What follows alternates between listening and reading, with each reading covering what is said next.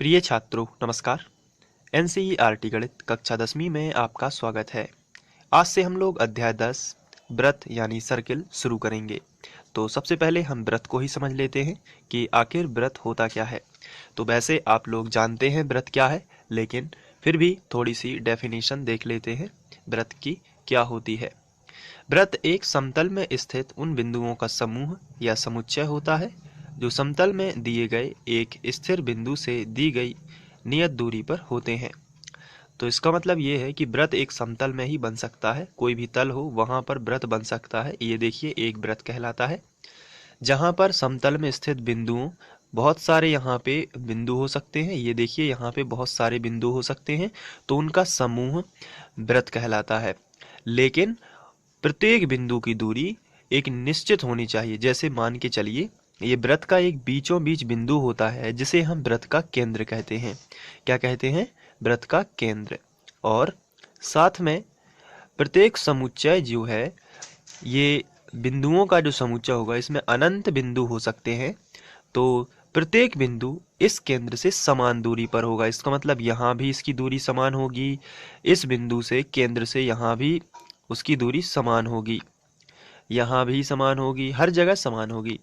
तो ये जो बिंदुओं का समुच्चय है, ये चारों तरफ आप देख सकते हैं एक लाइन बनी हुई है, गोला है, इसे हम परिधि कहेंगे। तो आपको ध्यान रखना है एक एक चीज कि किसको क्या कहते हैं। इसको केंद्र कहते हैं। ये जो लाइन खिंची हुई है आपको दिख रही होगी, इसे हम परिधि कहते हैं। और वृत्त के केंद्र से ये परिधि तक की जो दूरी है, ये हर जगह, चाहे यहाँ हो, यहाँ हो, यहाँ भी हो सकती है, यहाँ भी हो सकती है, सभी जगह इसे हम कहेंगे त्रिज्या। वृत्त के केंद्र से, ये जो सेंटर पॉइंट है वृत्त का, वृत्त के केंद्र से परिधि तक की दूरी, यहाँ भी देखिए वृत्त के केंद्र से परिधि तक की दूरी त्रिज्या कहलाती है। वृत्त के केंद्र से परिधि तक की दूरी, वृत्त के केंद्र से परिधि तक की दूरी। तो सभी जगह आपको याद कर लेना है त्रिज्या की परिभाषा। वृत्त के केंद्र से परिधि तक की दूरी त्रिज्या कहलाती है। वृत्त के केंद्र से परिधि तक की दूरी त्रिज्या कहलाती है। और ये जो है परिधि कहलाती है। आपको ये परिधि दिख रही होगी, समतल में स्थित बिंदुओं का समुच्चय जो एक निश्चित बिंदु से निश्चित दूरी पर होता है, उसे हम परिधि कहने लगते हैं। चलिए, तो यहाँ पर हम समझ चुके हैं परिधि, केंद्र और त्रिज्या। चलिए कुछ और आधारभूत इसकी जो परिभाषाएं हैं व्रत से संबंधित, उनको भी हम जान लेते हैं। तो यहाँ पर कुछ आधारभूत परिभाषाओं के बारे में देख लेते हैं, जिसमें पहले नंबर शामिल किया गया है जीवा। तो जीवा जो है ये क्या कहलाती है, इसको समझ लेते हैं। कुछ बच्चे आप लोगों में से ऐसे होंगे जो जिन्हें जीवा के बारे में मालूम होगा, लेकिन अगर कुछ बच्चे ऐसे हैं जिनको नहीं मालूम है तो वो यहाँ पे देख सकते हैं। देखिए जीवा क्या कहलाती है। जीवा वह है वृत्त की परिधि पर स्थित दो बिंदुओं को मिलाने वाली ऋजु रेखा, या ऋजु रेखा का मतलब होता है सीधी रेखा, वृत्त की जीवा कहलाती है। कहने का मतलब है परिधि पर दो बिंदु होंगे और उनको मिलाने वाली ऋजु रेखा होगी। चलिए हम चित्र के माध्यम से इसे समझ सकते हैं। देखिए यहाँ पे मान के चलिए ये चित्र है।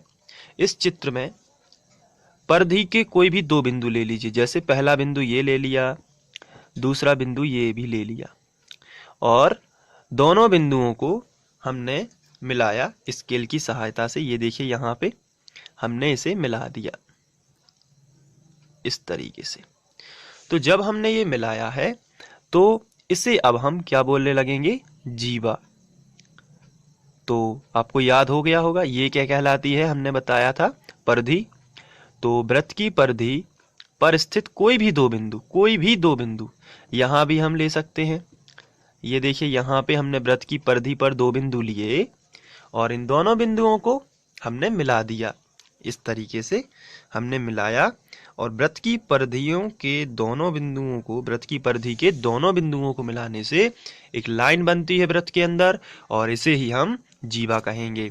तो जीवा की परिभाषा आपको याद हो गई होगी।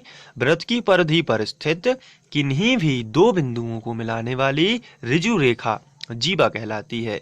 वृत्त की परिधि पर स्थित, ये देखिए वृत्त की परिधि पर स्थित दो बिंदु हैं और दोनों बिंदुओं को मिलाने वाली ऋजु रेखा यानी सीधी लाइन होनी चाहिए। ऐसा नहीं कि टेढ़ी टाइप की लाइन खींच दी और फिर उसे जीवा बोलने लगे, नहीं, कैसी होनी चाहिए, एक ऋजु रेखा यानी बिल्कुल सीधी रेखा होनी चाहिए, जिसे हम क्या बोलते हैं, जीवा। तो जीवा तो बहुत सारी खींची जा सकती हैं। इस पॉइंट को मिला दिया, इस पॉइंट को मिला दिया तो भी हम एक जीवा बना सकते हैं। यहाँ पर भी हम जीवा बना सकते हैं, यहाँ पर भी जीवा बना सकते हैं। तो सभी जीवाएं हम खींच सकते हैं, लेकिन यहाँ पर एक बहुत ही रोचक तथ्य है, तो जान लेते हैं वो मजेदार बात क्या है। वो मजेदार बात ये है कि अगर हम ऐसा खींचेंगे तो वृत्त की सबसे बड़ी जीवा कहाँ पर खींचेगी, क्या आप बता सकते हैं?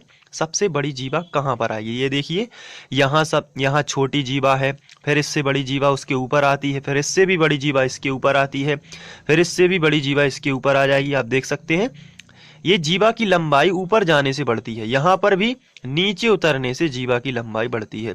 तो क्या आप बता सकते हैं कि सबसे बड़ी जीवा कहां पर हो सकती है?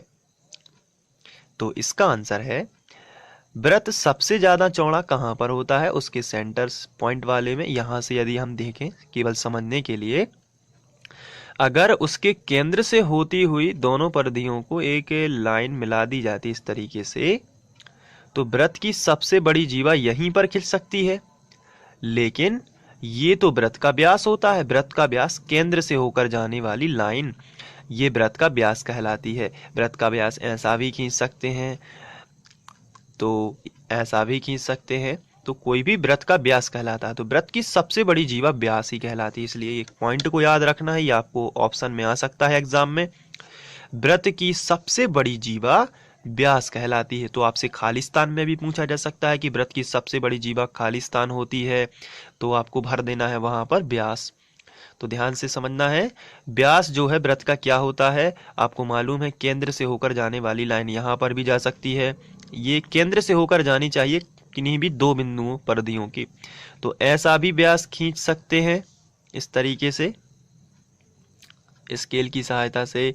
ऐसा भी व्यास हो सकता है, ये भी व्यास हो सकता है, लेकिन ये सभी बड़ी बड़ी जीवाएं हैं। इस तरीके से ये भी व्यास हो सकता है। तो ये सब क्या है, ये व्यास है, और व्यास ही क्या होती है, वृत्त की सबसे बड़ी जीवा, इससे बड़ी जीवा नहीं होती। तो वृत्त की सबसे बड़ी जीवा क्या होती है, व्यास होती है। फिर से दोहरा लीजिए, वृत्त की सबसे बड़ी जीवा क्या होती है, व्यास होती है। तो ये आपको ध्यान रख लेना है। तो जीवा क्या है, चलिए मैं आपसे पूछता हूँ जीवा क्या है, क्या आप बता सकते हैं जीवा क्या है? तो इसकी परिभाषा मैंने आपको बताई थी, तो मैं इसको छुपा लेता हूँ। अब आपसे पूछता हूँ जीवा क्या है। तो जीवा का आंसर आप दे पाए, वृत्त की परिधि पर उपस्थित किन्हीं दो बिंदुओं को मिलाने वाली सीधी लाइन क्या कहलाती है, मात्र जीवा।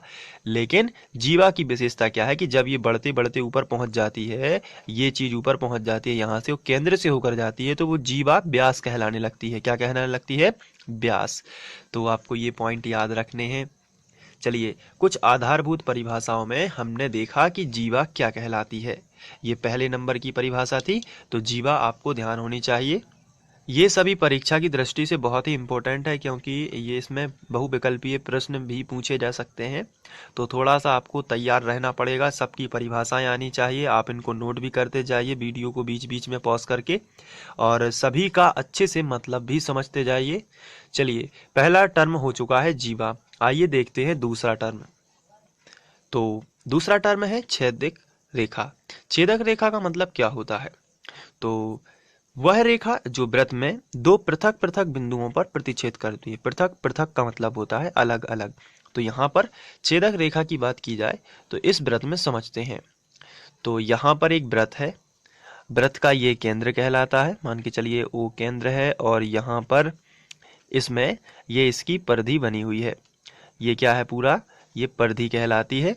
तो यहाँ पर आपको ध्यान देना है, छेदक रेखा की बात की जाए तो बहुत ही सिंपल है, जो वृत्त को छेद दे, यानी कि उसमें दो बिंदुओं पर उसको छेद दे। जैसे ये मैंने यहाँ पर एक रेखा खींची, तो ये कहलाएगी छेदक रेखा।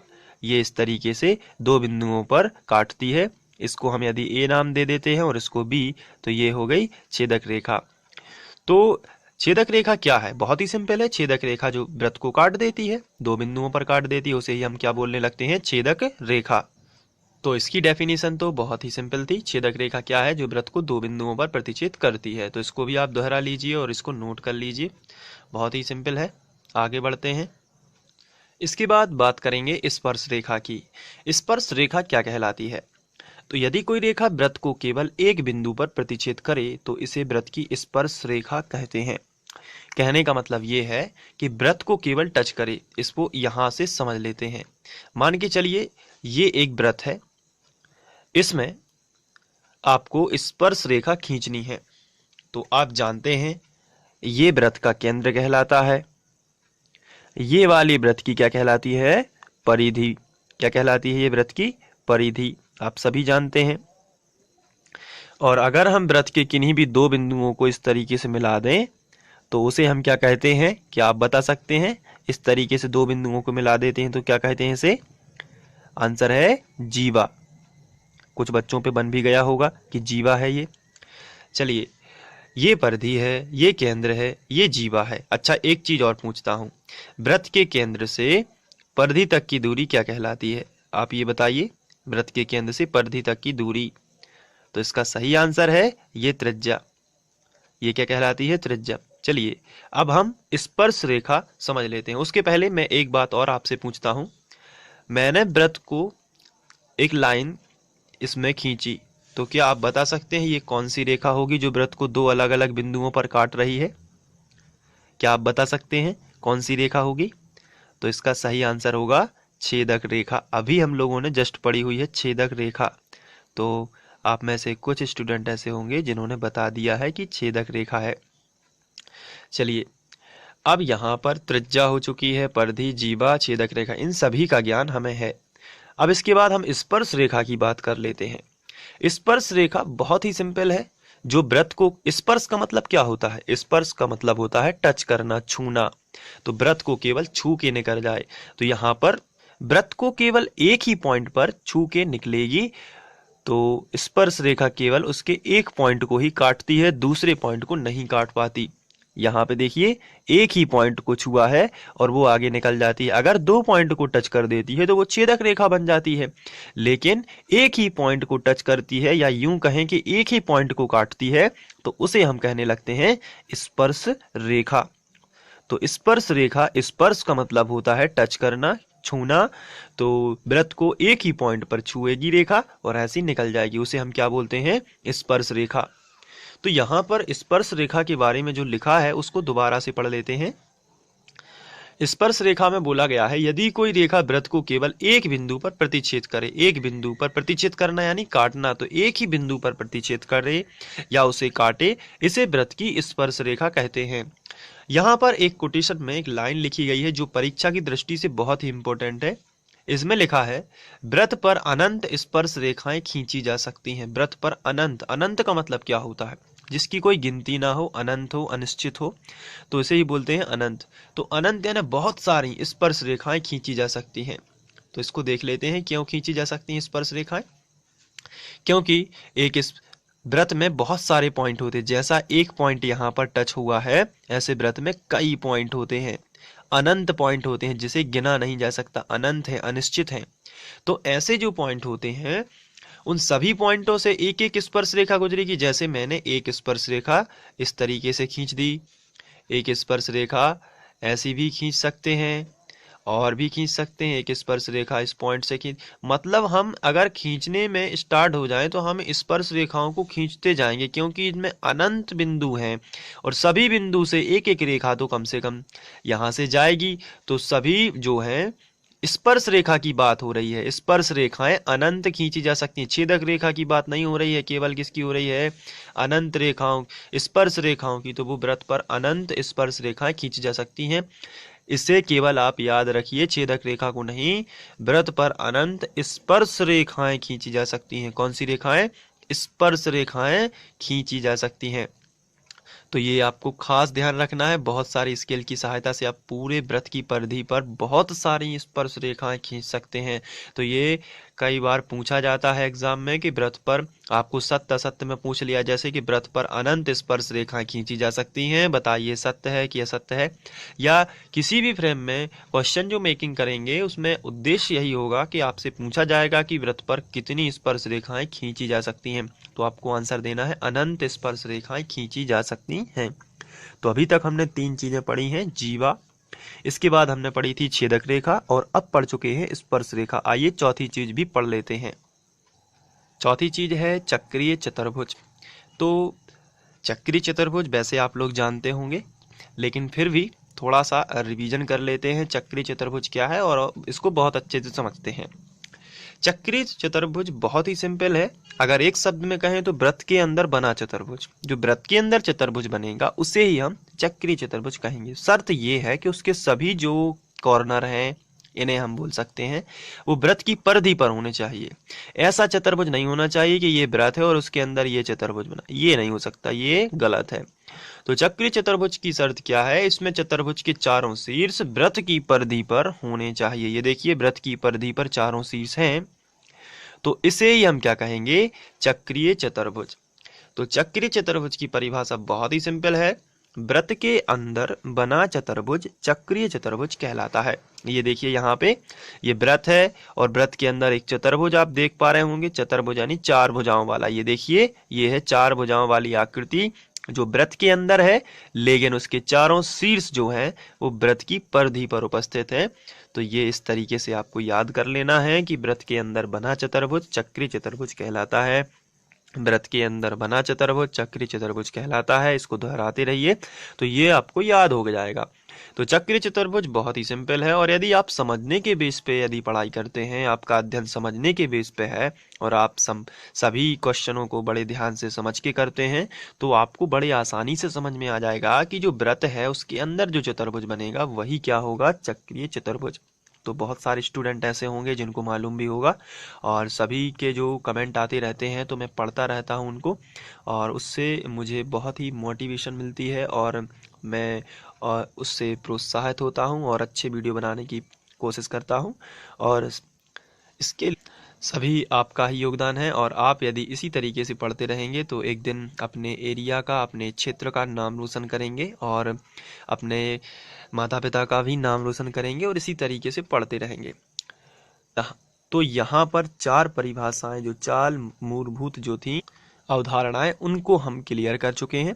आशा करता हूँ कि आप इन सभी को बहुत अच्छे से कर लेंगे। इसके बाद हम व्रतों से संबंधित कुछ महत्वपूर्ण प्रमेय नेक्स्ट वीडियो में पढ़ने वाले हैं, और जो परीक्षा की दृष्टि से बहुत ही इम्पोर्टेंट है, और इनके खाली स्थान, विकल्प, सही जोड़ी कुछ भी बना सकते हैं। तो आप उनको भी बहुत ध्यान से देखिए और परीक्षा में अच्छे से अच्छे अंक लाइए। थोड़ा आप लिखने पर भी ध्यान दीजिए, कहाँ कौन सी बात लिखनी है, किस तरीके से लिखनी है, सभी चीज़ों को बड़े ध्यान से करिए। और एग्ज़ाम में आपका जो लिखने का पैटर्न है, लिखने का जो तरीका है, उसी पर आपको अंक मिलते हैं। तो आशा करता हूँ कि आप लोग बहुत अच्छे से एग्ज़ाम करेंगे और अपनी तैयारी करते रहेंगे। चलिए नेक्स्ट वीडियो में मिलते हैं व्रतों से संबंधित महत्वपूर्ण प्रमेय के साथ। तब तक के लिए थैंक यू।